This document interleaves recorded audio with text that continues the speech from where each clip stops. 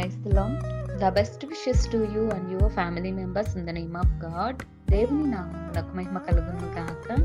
దేవుని నామం పేరట నీకును నీ కుటుంబ సభ్యులకును శుభాభివందనములు. ఈరోజు దేవుని వాగ్దానం. Today God's promise. యెహోవా నీతిమంతులను ఆశీర్వదించు వాడవు. కీర్తనల గ్రంథం 5వ అధ్యాయం 12వ వచనం. For you bless the righteous a lot. The book of Psalms chapter 5 verses 12. క్రీస్తునందు ప్రియమైన సహోదరి సహోదరులారా, ఈ ఉదయకాల సమయమున దేవుడు నీతో నాతో మరి మనందరితో తెలియజేస్తున్నాడు.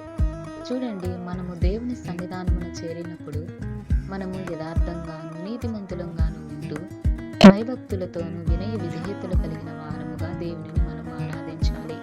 మనము దేవుని బిడలమై ఉన్నాం, దేవుని యొక్క మార్గమునై ఉన్నాం, దేవుని యొక్క మార్గములో మనమందరమును నడవలసిన వారమై ఉన్నాం. అయితే దేవుడు ఈ దినమున మనతో వాగ్దానం చేస్తున్నాడు. భక్తుడైన దావీదు కూడా దేవుని గూర్చి సెలవిస్తున్నాడు.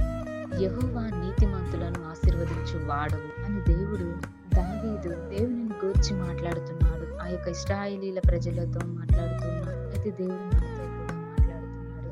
ఆయన నీతిమంతులను ఆశీర్వదిస్తాడు. ఆయన ఎన్నటికి విడిచిపెట్టే దేవుడు కాదు. ఆయన సత్య స్వరూపి, నీతి మార్గం బోధిస్తూ నీతి మార్గంలో నడిపించే దేవుడై ఉన్నాడు. కనుక దేవుడు ప్రతి ఒక్కరిని కూడా ఈ దినమున ఆశీర్వదించును గాక. ప్రార్థన. ప్రేమ కలిగిన దేవాదేగల తండ్రి, నీ పరిశుద్ధమైన పాదములకు స్తుతులు స్తోత్రాలు. దేవా ఈ ఉదయకాల సమయంలో ప్రభువా, నీవు నీతిమంతులను ఆశీర్వదించే దేవుడై ఉన్నందుకు దేవ స్తోత్రములు. ప్రభువా, ప్రతి ఒక్క బిడ్డను మీరు దర్శించండి, మాట్లాడండి.